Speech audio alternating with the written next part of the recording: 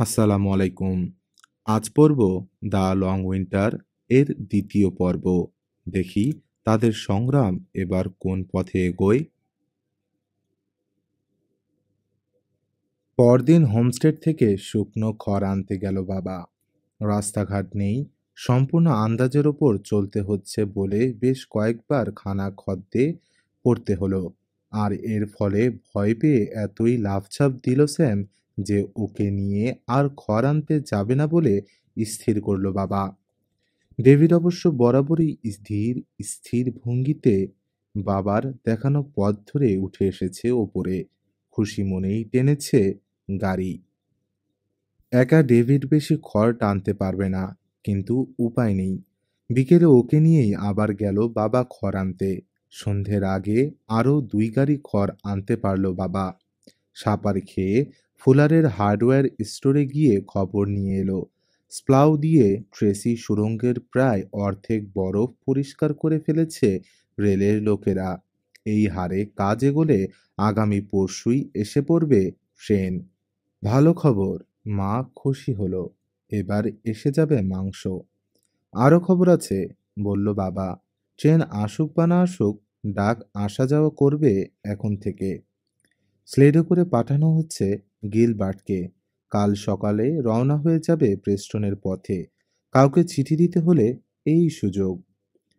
উইসকনসিনের আত্মীয় স্বজনদের কাছে অনেকদিন ধরে একটু একটু করে চিঠি লিখছে মা।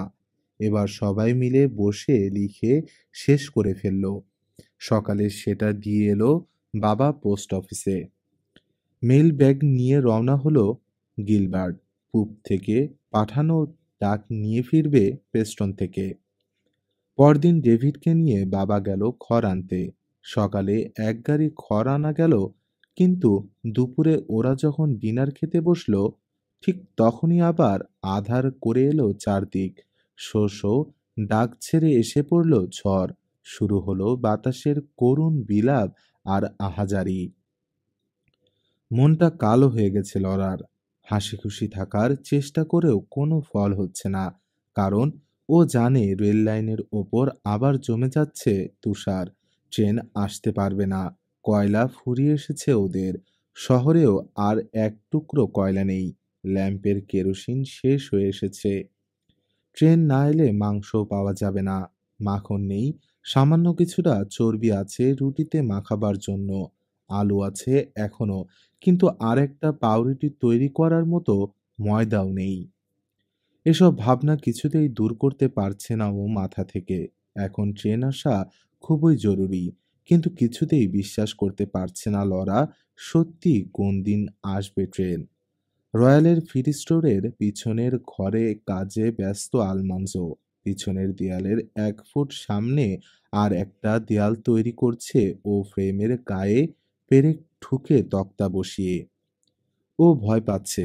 ট্রেনের যা অবস্থা, শহরের মানুষ খেতে না পেয়ে ওর বীজ শস্য চাইবে। অনেক কষ্টে নিজে ফলিয়েছে। ও গমের এই উন্নত মানের বীজ সেই মিনেসোটা থেকে বয়ে নিয়ে এসেছে এখানে। এখন কিছুতেই খোয়াতে চায় না ও এগুলো। দেয়ালটা কোমর সমান উঁচু হতেই একটা বস্তার মুখ খুলল ও জ্যাকনাইফ দিয়ে। তারপর সাবধানে ঢেলে দিল 2 দেয়ালের মাঝখানে। তক্তা খসিয়ে ছিটকে বেরিয়ে না এলেই হয়, বলল ও একখানা লাঠি চাছায় ব্যস্ত রয়্যালকে। কি মনে হয়, ছাদ পর্যন্ত উঁচু করলে টিকবে এই তক্তা? আমি কি জানি, বলল রয়্যাল। তোমার গম, তুমিই বোঝো। গম যে আমার তাতে কোনো সন্দেহ নেই, বলল আলমানজো। আর এই গম যে আগামী বসন্তে আমরা জমিতে বুনব, তাতেও কোনো সন্দেহ নেই। তোমার গম আমি বেচে দেব, এরকম সন্দেহ হচ্ছে কেন তোমার? কারণ তুমি তোমার গম প্রায় সবই বেচে দিয়ে বসে আছো, জবাব দিল আলমানজো। শহরের সব গম প্রায় শেষ। বড়দিনের আগে মনে হয় আর ট্রেন আসতে পারছে না। সব লোক যখন লাইন দিয়ে দাঁড়িয়ে যাবে তোমার দোকানের সামনে। তার মানে এই নয় যে তোমার গম বেচে দেব আমি, বলল রয়্যাল। তুমি যদি কৃষক হতে তাহলে বেচতে না, কিন্তু তুমি একজন ব্যবসায়ী। লাভ দেখলে লোভ সামলানো তোমার জন্য কঠিন। কেউ এসে গমের দাম জিজ্ঞেস করলো, তুমি বলবে গম নেই, শেষ হয়ে গেছে। ও তখন বলবে, তাহলে ওই বস্তায় কি? তুমি বলবে, ওই গম আমার না, আলমানজোর। এবার লোকটা জানতে চাইবে, বেশ তো, কত হলে বেচবে তোমরা এই গম? এরপর আর তোমাকে সামলানো যাবে বলতে চাও? হাড়ে হাড়ে চিনি আমি তোমাকে। ব্যবসা ঢুকে গেছে তোমার রক্তে। ওই কথা শুনে তুমি একগাল হেসে বলবে, তুমি কত দেবে?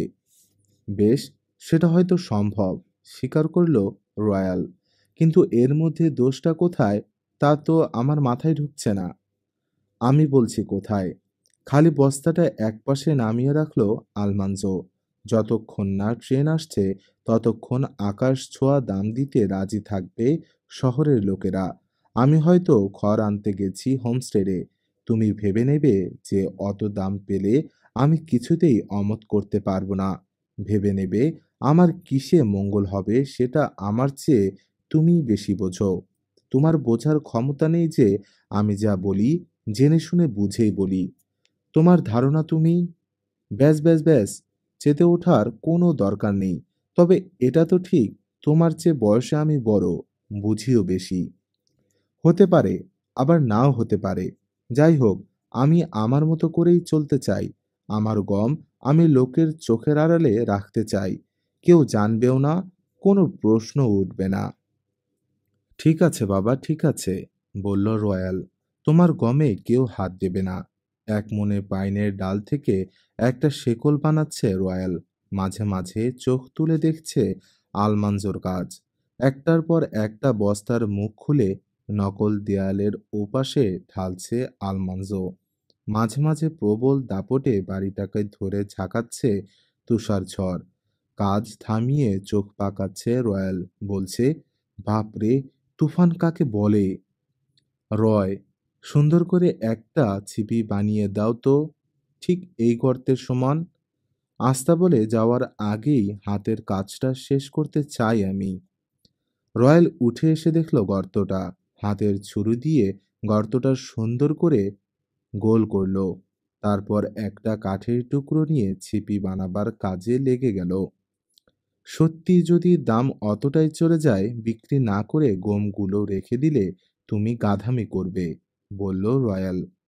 বসন্তকালের অনেক আগেই চালু হয়ে যাবে ট্রেন। আটটার সময় বেচে দিয়ে তখন আবার কিনে নিলে মাঝখান থেকে ভালো লাভ করে নিতে পারতে। এই একই কথা এরই মধ্যে কয়েকবার বলে ফেলেছ, জবাব দিল আলমানসো। আমি পরে পস্তানোর চেয়ে আগেই সাবধান হতে চাই। কবে ট্রেন চালু হবে কেউ জানে না। এপ্রিলের আগে বীজ গম এসে পৌঁছবে কিনা তাও কেউ বলতে পারে না। তা ঠিক, স্বীকার করল রয়্যাল। মৃত্যু আর ট্যাক্স ছাড়া আর কিছুরই নিশ্চয়তা নেই। ফসল বোনার সময়টা ঠিকই আসবে, বলল আলমানজো। আর ভালো ফসল পেতে হলে ভালো বীজ দরকার। বাবা ঠিক এইভাবেই কথা বলে। উঠে গিয়ে ছিপিটা গর্তে বসিয়ে মাপ নিল। তারপর আবার চাচতে চাচতে বলল, কিন্তু সত্যি যদি আর 2 সপ্তাহ ট্রেন না আসে, শহরের কি অবস্থা হবে ভেবে ভয়ই লাগছে। খাবার জিনিস কোনো দোকানে কিচ্ছু নেই। মনে হয় সবাই যার যার মতো কিছু না কিছু উপায় বের করে নেবে। প্রয়োজনে কম কম খেয়ে পার করে দেবে শীতটা। 3 দিন পর থামল ঝড়। বাবা গেল খড় আনতে। কিন্তু এক গাড়ি খড় এনেই ডেভিডকে আস্তাবলে ঢোকাতে দেখে অবাক হলো লরা। পিছনের ঘেরা বারান্দা দিয়ে বাবা ঢুকতেই মা জিজ্ঞেস করলো, কি হলো চার্লস, ফিরে এলে যে? প্রেস্টন থেকে ডাক নিয়ে ফিরেছে গিলবার্ট। দেখি গিয়ে আমাদের জন্য কিছু আছে কিনা। এক বোঝা কাগজপত্র নিয়ে ফিরল বাবা। হুড়োহুড়ি লেগে গেল সবার মধ্যে। মার জন্য এসেছে অ্যাডভান্টেজ, লরা আর কেরির জন্য এসেছে ইউথস ক্যাম্পেনিয়ন্স, বাবার জন্য ইন্টারোশন আর পাইওনিয়ার প্রেস, আর মেরির জন্য চিঠি। মোটাসোটা খামটা হাতে নিয়ে ম্যারির মুখ উজ্জ্বল হয়ে উঠল। বলল, মা, পড়ো না চিঠিটা। চিঠি খুলে জোরে জোরে পড়ে শোনালো মা সবাইকে। রেভারেন্ড অ্যালডেনের চিঠি। গত বসন্তে এদিকে আসার সুযোগ হয়নি বলে দুঃখ প্রকাশ করেছেন তিনি। অনেক উত্তরে চলে যেতে হয়েছিল কাজ নিয়ে। আশা করছেন আগামী বসন্তে দেখা হবে আবার। মিনেসোটার ছেলেমেয়েরা মেয়েদের জন্য এক বান্ডিল পত্রিকা পাঠিয়েছে। আগামী বছর পাঠাবে আর এক বান্ডিল। তাদের গির্জা থেকে সবার জন্য কাপড় পাঠানো হয়েছে ব্যারেলে করে। তার নিজের উপহার একটা ক্রিসমাস টার্কি তিনি ভরে দিয়েছেন ব্যারেলে। রেভারেন্ড স্টুয়ার্ট তাকে সিলভার লেকে যে চমৎকার আন্তরিকতার সঙ্গে আদর যত্ন করা হয়েছিল সেজন্য সবাইকে অসংখ্য ধন্যবাদ। সবার জন্য মেরি ক্রিসমাস আর হ্যাপি নিউ ইয়ার। চিঠি শেষ হওয়ার পর সবাই চুপ করে থাকলো বেশ কিছুক্ষণ। মা বলল, ব্যারেল না আসুক, চিঠিটা তো পেলাম। গিলবার্ট খবর এনেছে, জোরে সোরে কাজ চলছে ওদিকে। বলা যায় না, ক্রিসমাসের আগেই এসে পড়তে পারে ব্যারেল। এসে পড়লেই ভালো, বলল ক্যারি। এদিকে হোটেলগুলো বন্ধ হয়ে গেছে। এতদিন কাঠ জ্বালাচ্ছিল। ব্যাংকার রুথ গোটা কাঠের গুদামটাই কিনে নিয়েছে। নিক, বলল মা, কাঠ কিনে জ্বালাবার সঙ্গতি আমাদের নেই। কিন্তু চার্লস, কয়লা যে একদম শেষ, এখন কি করি? কুছ পরোয়া নেই, বলল বাবা। খড় জ্বালাবো এরপর। খড়? অবাক হলো লরা। খড় কিভাবে জ্বালাবো বাবা? কিচ্ছু ভেবো না, কায়দা একটা কিছু বেরিয়েই যাবে। প্রয়োজনের তাগিদ বড় তাগিদ। দুপুরের আগে অন্তত আরেক বোঝা খড় এনে রাখার জন্য বেরিয়ে গেল বাবা। মার সঙ্গে কাপড় ধুলাইয়ে লেগে গেল লরা আর ক্যারি। এবছর খুব সাদামাটা ভাবে কাটলো বড়দিন। ট্রেনটা এই আসে করে আটকে গেছে আবার। আবার শুরু হয়েছে তুষার ঝড়। কয়লা যা আছে সন্ধে পর্যন্ত চলবে। তারপর থেকে জ্বালাতে হবে খড়। সন্ধ্যের আগেই পরদিন সকালে ব্যবহারের জন্য এক বোঝা খড় পেঁচিয়ে তৈরি করা লাকড়ি এনে রাখলো বাবা চুলোর ধারে। কয়লার আঁচ কমে আসতেই সবাই ঢুকে পড়ল যে যার লেপের নিচে। খুব দ্রুত পুড়ে যায় খড়। পিছনের ঘেরা বারান্দায় বসে সারাদিন খড় পেঁচিয়ে শক্ত আটি বাঁধে বাবা, আর সারাদিন একের পর এক সেগুলো চুলোয় ঢুকায় মা। কিন্তু এত করেও শীত ঠেকানো মুশকিল হয়ে পড়ল। ঝড় তুফান যত বাড়ছে ততই বাড়ছে শীতের কামড়। খানিক পর পর চুলোর ধারে এসে হাত সেঁকতে হচ্ছে বাবাকে। আমাকে শিখিয়ে দাও বাবা, আমিও আঁটি বাঁধি, বলল লরা বাবার কষ্ট দেখে।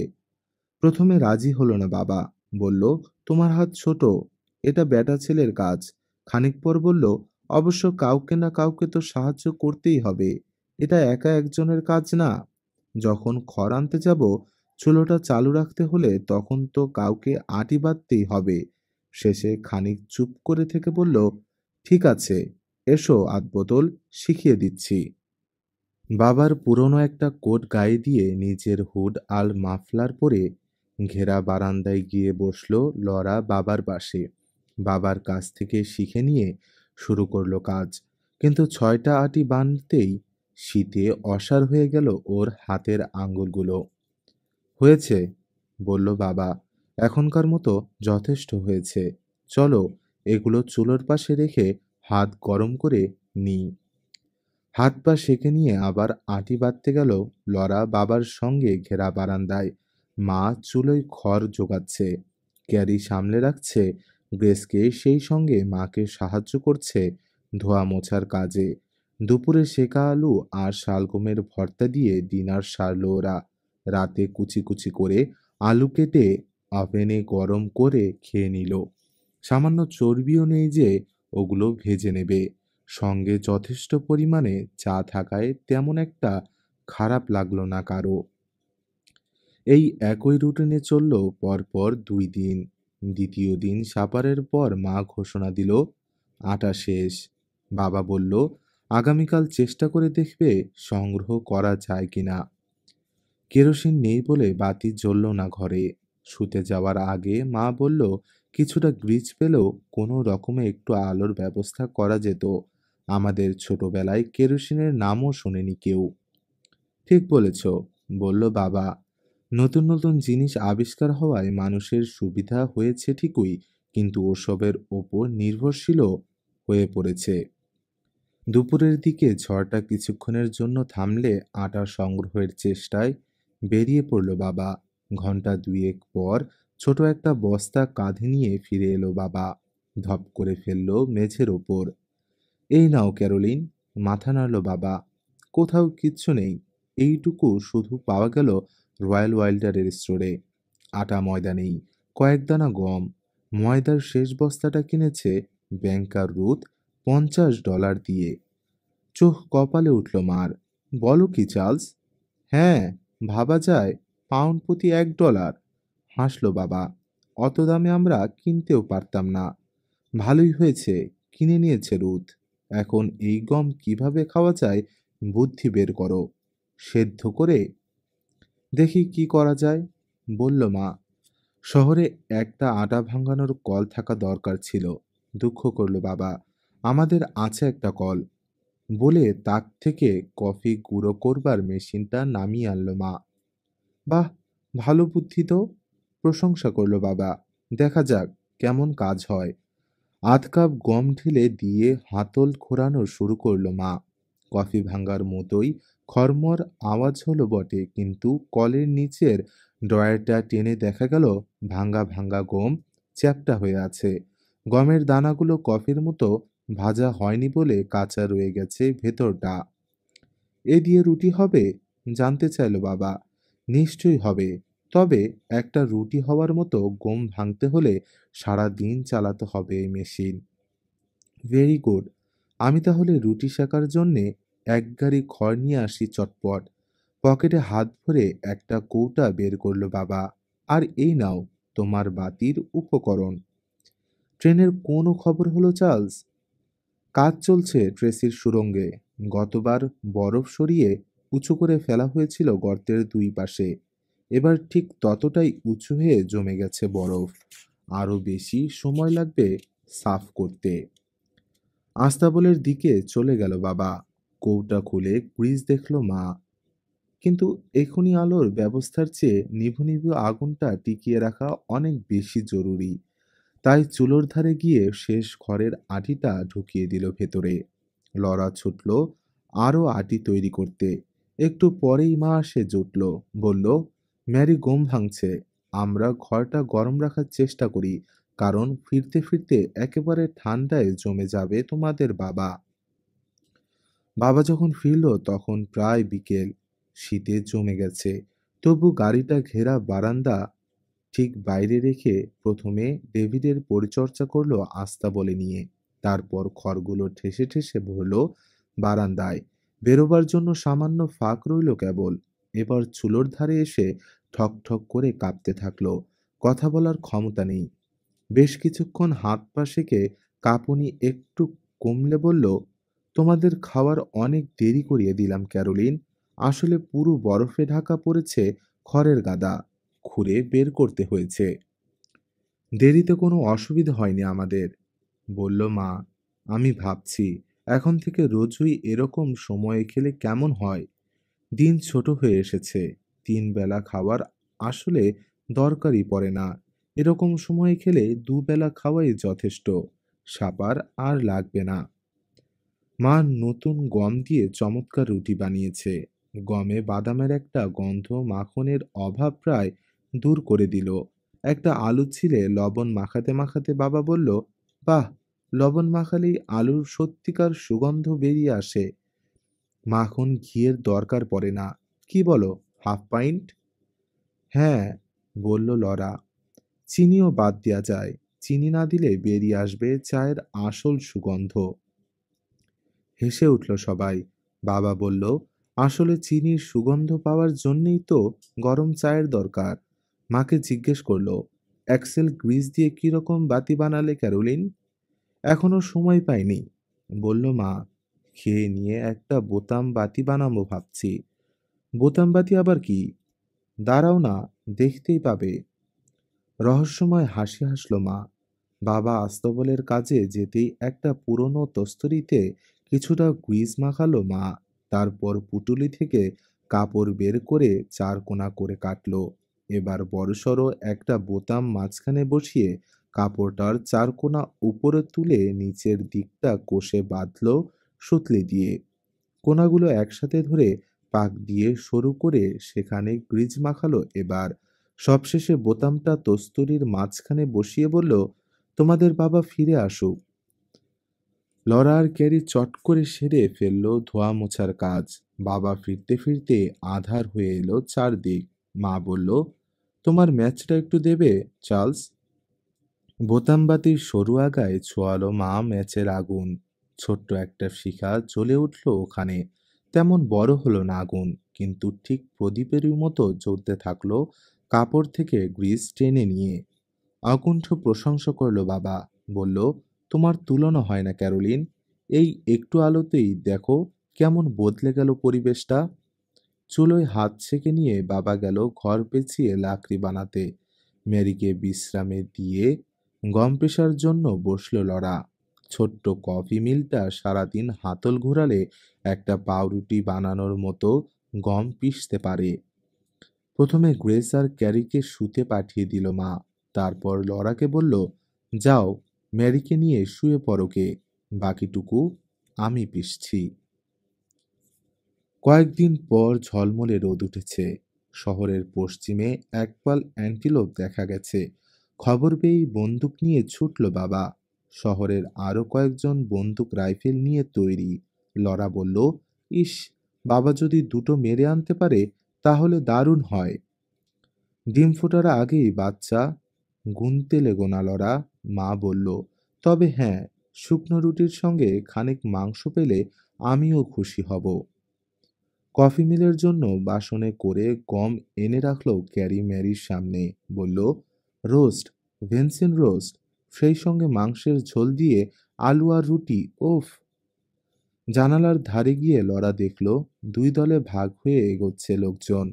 পায়ে হেঁটে একদল চলেছে উত্তর দিক দিয়ে, ঘিরে ফেলবে অ্যান্টিলোপের পালটাকে। আর একদল চলেছে ঘোড়ায় চেপে দক্ষিণ দিক দিয়ে পৌঁছবে ওগুলোর কাছে। আলমান্জো আছে ওর প্রিয় ঘোড়ার প্রিন্সের পিঠে, আর লেডির পিঠে উঠেছেন মিস্টার ফোস্টার। ওরা চোখের আড়াল না হওয়া পর্যন্ত তাকিয়ে থাকলো লরা। তারপর রান্নাঘরে ফিরে গিয়ে অপেক্ষায় থাকলো গুলির আওয়াজ শুনবে বলে। বেশ কিছুক্ষণ পর একটা গুলির আওয়াজ শুনতে পেল লরা। গল্পের বাকিটুকু শুনল বাবার মুখে। সবাই যখন প্রায় ঘিরে ফেলেছে পালটাকে, ঠিক তখনই বিগড়ে গেল শিকারের সম্পূর্ণ অনভিজ্ঞ মিস্টার ফোস্টারের মাথা। ঘোড়ার পিঠে বসেই পাগলের মতো লাফালাফি শুরু করলেন তিনি। চেঁচিয়ে উঠলেন গলা ফাটিয়ে। পর মুহূর্তে উত্তেজনার বশে নেমে পড়লেন ঘোড়ার পিঠ থেকে এবং রেঞ্জের অনেক বাইরে থেকেই গুলি ছুড়ে বসলেন অ্যান্টিলোপের দিকে। যেন পাখা গজিয়েছে। দৌড় তো নয়, হাওয়ায় ভেসে উড়ে চলে গেল অ্যান্টিলোপের পাল।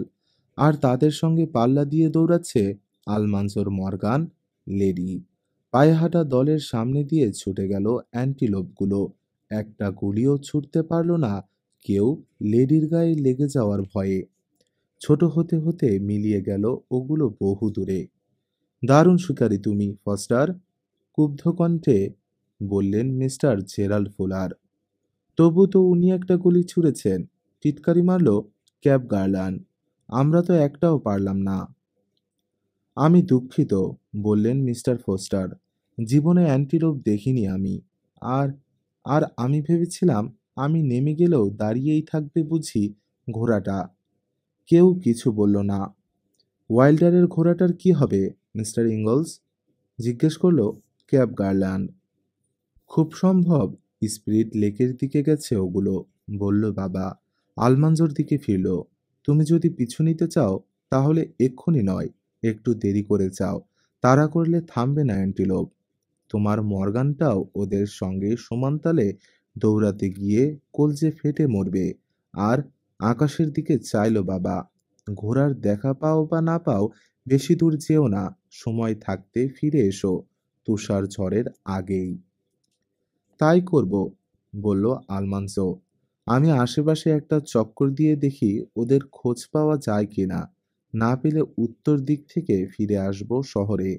আর তো কিছু করার নেই। এমনও হতে পারে ও হয়তো নিজেই ফিরে আসবে পথ চিনে। রওনা হয়ে গেল আলমাঞ্জো। বাকি সবাই বন্দুক কাঁধে ফিরে এলো শহরে। ডিনারের আগে বাবা রয়্যাল ওয়াইল্ডারের সিড স্টোরে গিয়ে খবর নিয়ে এলো। ফিরিয়ে এনেছে আলমাঞ্জো তার লেডিকে। দুই ভাই অনেক সাধাসাধি করে তাকে প্যানকেক আর ভাজা বেকন খাইয়ে ছেড়েছে। কয়েকদিন তুষার ঝড়ের পর আবার এক সকালে সূর্য উঠল। বাবা ডেভিডকে নিয়ে ছুটল এই সুযোগে কিছু খড় এনে রাখার জন্য। লরা, ক্যারি আর মা বারবার উদ্বিগ্ন দৃষ্টিতে তাকালো উত্তর পশ্চিম আকাশের দিকে, কিন্তু রোদ থাকতে থাকতেই ফিরে এলো বাবা। বিকেলের দিকে আলু আর আটার রুটি দিয়ে দিনের দ্বিতীয় এবং শেষ খাবার সেরে বাবা গেল খবরাখবর আনতে। কয়েক মিনিটের মধ্যে ফিরে এলো হাসতে হাসতে। বলো দেখি কি এনেছি। হাতের প্যাকেটটা টিপে টাপে দেখলো ক্যারি আর গ্রেস। ক্যারি বলল, মনে হচ্ছে মনে হচ্ছে আন্দাজ করতে পারছে ঠিকই, কিন্তু বলতে ভয় পাচ্ছে। যদি তা না হয়। গরুর গোস্ত, বলল বাবা দরাজ গলায়। মার হাতে প্যাকেটটা দিয়ে বলল, 4 পাউন্ড গরুর গোস্ত। আলু আর রুটির সঙ্গে দারুণ জমবে ক্যারোলিন।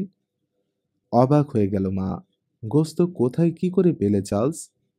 ফস্টার ওর ষাঁড় দুটো জবাই করেছে, বলল বাবা। ভাগ্যিস ঠিক সময় মতো পৌঁছেছিলাম। হাড় মাংস সব ছো মেরে নিয়ে গেছে শহরের লোকেরা। প্রতি পাউন্ড 25 সেন্ট। এখন কদিন রাজার হালে খাবো আমরা। খুশি হয়ে উঠল মা। বলল, হ্যাঁ, অন্তত 7 দিন চালিয়ে নিতে পারবো এটা দিয়ে। ততদিনে তো ট্রেন এসেই যাবে, তাই না? হাসি মুখে বাবার দিকে চাইল মা। ধীরে ধীরে মিলিয়ে গেল মুখের হাসি। নিচু গলায় জিজ্ঞেস করলো, কি ব্যাপার চার্লস? কিছু হয়েছে? অনিচ্ছা সত্ত্বেও বলল বাবা, ট্রেন আসছে না ক্যারোলিন। রেল কোম্পানি আগামী বসন্ত পর্যন্ত বন্ধ করে দিয়েছে ট্রেন চলাচল। হা হয়ে গেল মা। তা কি করে হয় চার্লস? এখন সবে জানুয়ারির শুরু। ওরা ভালো করেই জানে সাপ্লাই ছাড়া এখানে ঢুকছি আমরা এতগুলো লোক। বসন্ত পর্যন্ত ট্রেন বন্ধ করে দেয় কিভাবে? ধপ করে বসে পড়ল মা চেয়ারে। অনেক চেষ্টা করেছে ওরা, কিন্তু শেষ পর্যন্ত বাধ্য হয়েছে হাল ছেড়ে দিতে। মার কাঁধে হাত রাখল বাবা। নরম গলায় বলল, ট্রেন ছাড়াই এতগুলো দিন কাটিয়ে দিয়েছি আমরা ক্যারোলিন, তাই না? হ্যাঁ, বলল মা। কিচ্ছু ভেবো না তুমি। মাকেও সান্ত্বনা দিল বাবা। শুধু এই একটা মাস, তারপর ফেব্রুয়ারি ছোট্ট একটা মাস, তারপরেই মার্চ মাসে এসে পড়বে বসন্ত। 4 পাউন্ড মাংসের দিকে চাইল লরা। মনের চোখে স্পষ্ট দেখতে পেল গোটা কয়েক আলু আর প্রায় খালি গমের বস্তাটা। জিজ্ঞেস করলো, গম কি শহরে আর একটুও নেই বাবা? ঠিক জানি না লরা। কেমন অদ্ভুত শোনালো বাবার গলা, যেন দ্বিধা আছে কোথাও। ভেবো না, এখনো কিছু গম তো আছে আমাদের। কারো কারো হয়তো তাও নেই। একের পর এক একঘেয়ে দিন কাটছে লরার। টেবিলে কমে এসেছে খাবারের পরিমাণ। মা চালাকি করে একটা আলু বেশি রাখে। সবার দুটো করে নেওয়া হয়ে গেলে বাড়তি আলুটা বাবার আপত্তি সত্ত্বেও তুলে দেয় তার পাতে। জোর জুলুম করে ওটা খেতে বাধ্য করে তাকে। অনেক শুকিয়ে গেছে বাবা। চোখ বসে গেছে গর্তে। অভ্যাস বশে কাজ করে যাচ্ছে বটে, কিন্তু প্রাণবন্ত ভাবটা আর নেই। খড় মুচড়ে জ্বালানি তৈরি করতে গিয়ে এবং সেই সঙ্গে ঠান্ডার কামড়ে জায়গায় জায়গায় ফেটে গেছে আঙ্গুল। এখন আর বেহালা বাজাতে পারে না। নিয়ম ধরে পড়তে বসে লরা, কিন্তু মাথা চলে না।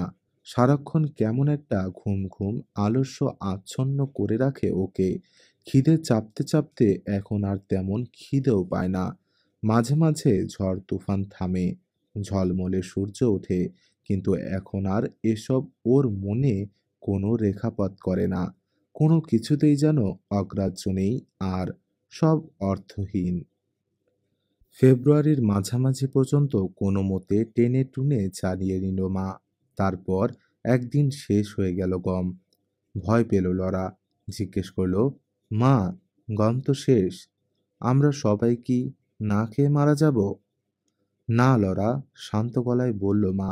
যদি প্রয়োজন পড়ে তোমার বাবা এলেন আর তার বাছুরটাকে জবাই করবে। না না, চেঁচিয়ে উঠল লরা। চুপ করো, ছোটরা ভয় পাবে। শুধু জেনে রাখো, তোমাদেরকে না খেয়ে মরতে দেবে না বাবা, কিছুতেই। আচ্ছা মা, ওই যে একটা গুজব শোনা গিয়েছিল, গত গ্রীষ্মে কোনো চাষি নাকি প্রচুর গম ফলিয়েছিল, তার কাছ থেকে কিছু গম আনানোর ব্যবস্থা করা যায় না? কে যাবে অত দূর? শোনা গিয়েছিল লোকটা তার হোমস্টেডের কুটিরেই শীত কাটাচ্ছে, কিন্তু কে যাবে সেখানে? সে তো 18-20 মাইল দূরে। এই ঝড় তুফানে প্রাণের ঝুঁকি নিয়ে কে যাবে অত দূর? ঘরে ঢুকে কথাটা শুনতে পেয়ে বাবা বলল, যাওয়া কিন্তু যায় ক্যারোলিন। পরিষ্কার দুটো দিন পেলে 18-20 মাইল গিয়ে আমি। না, বলল মা। চমকে গিয়ে মার দিকে চাইল বাবা। মায়ের গলা শুনে সবার চোখ গেল তার দিকে। মার এই মূর্তি আগে কোনো দিন দেখেনি ওরা কেউ। শান্ত কণ্ঠে বলল, মা, তুমি যাবে না কেন ক্যারোলিন? খড় নিয়ে আসছো হোমস্টেড থেকে, এই যথেষ্ট, বলল মা। জীবনের ঝুঁকি নিয়ে ওই গমের পেছনে ছুটতে হবে না তোমার। ঠিক আছে, বলল বাবা। তোমার আপত্তি ঠেলে আমি যাচ্ছি না, কিন্তু। কোনো কিন্তু শুনবো না আমি, বলল মা। আর আপত্তি নয়, আমি বারণ করছি।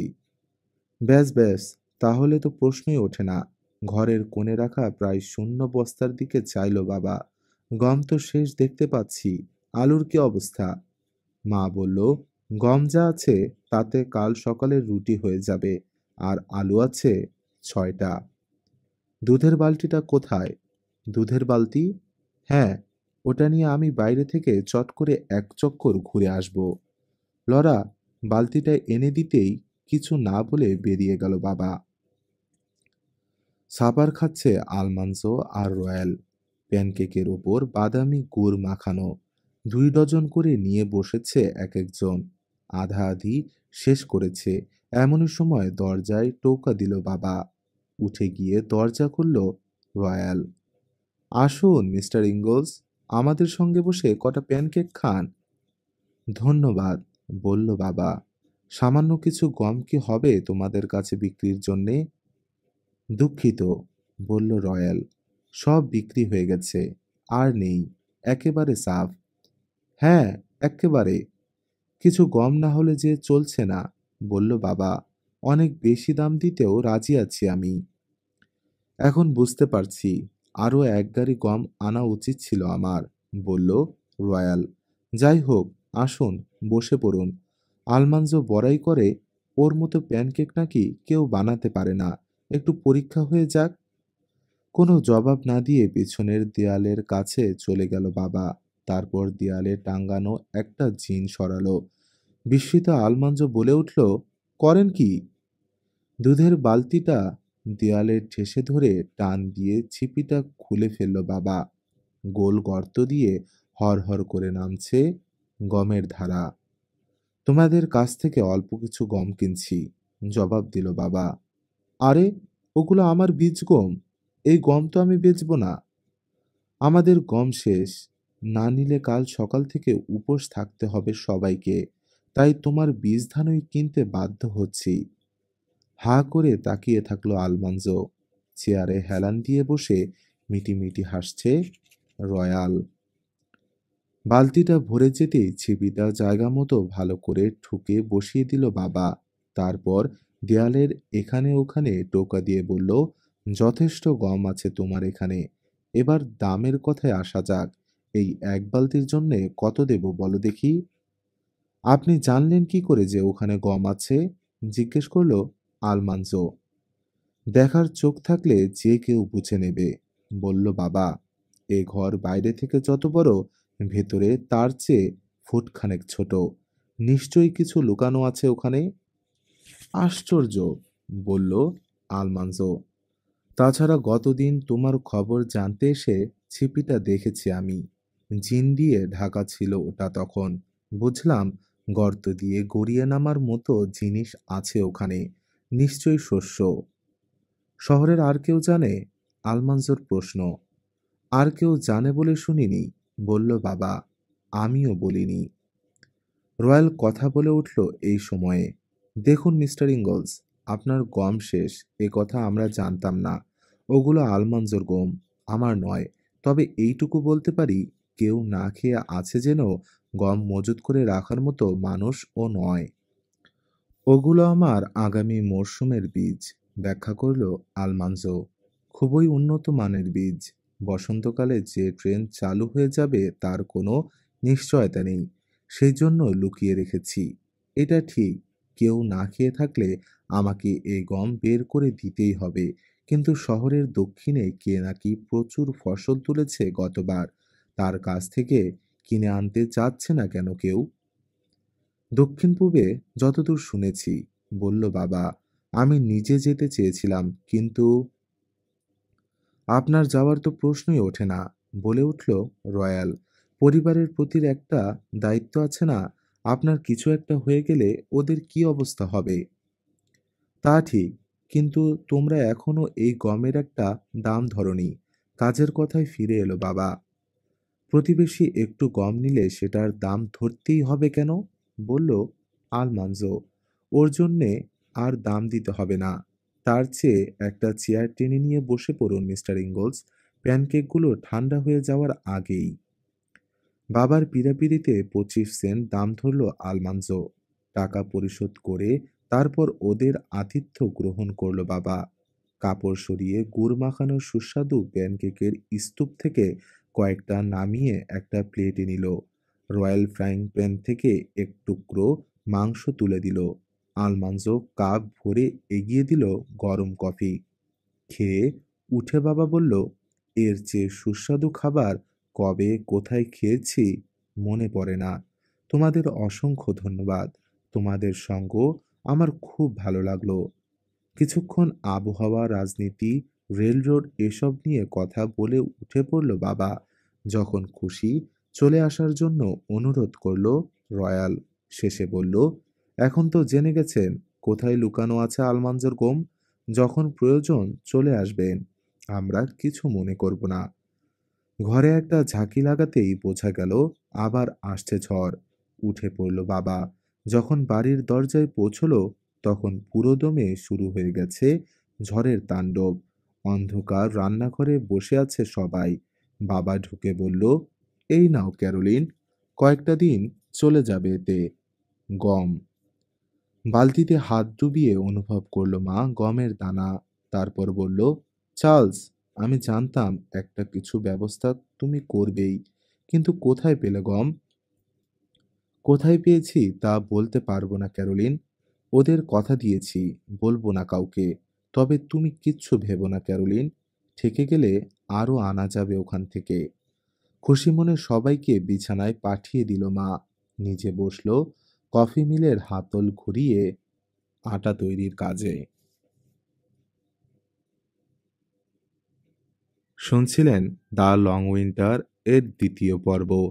শীতের হিমেল ছোঁয়া এখন যেন মৃত্যুর হুমকি। তবুও ইঙ্গলস পরিবার আশা ছাড়ছে না।